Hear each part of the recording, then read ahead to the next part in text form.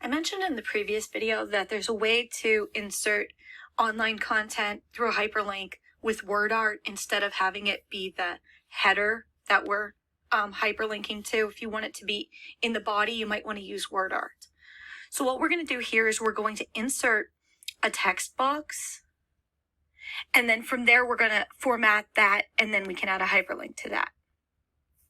So we're going to go to insert a text box. So the first thing that we're going to do is go here, and on the end, on the right, there's a down arrow for text box. That's going to insert a text box. So I'm going to be, putting some text in. I'm going to put Paris trip 2019.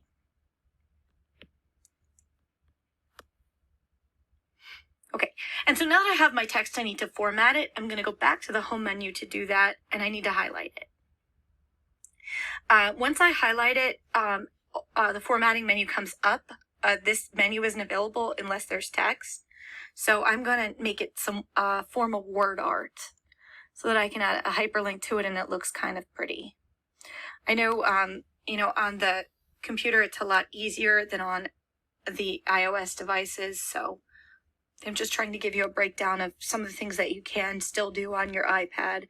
It's a lot easier to do this on the full version, but we're making do. So here it is. So I'm going to make it have some WordArt. And I'm also going to make it bigger because if this is the only thing on my slide, I want it to be a lot bigger than it is right here. And I can adjust the pull handles to make it bigger.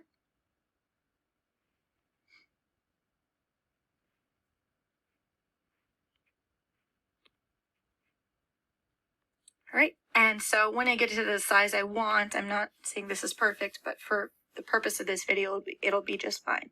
Then we're going to go back to the insert menu, and then we're going to add the hyperlink to that video that we just had on the other slide.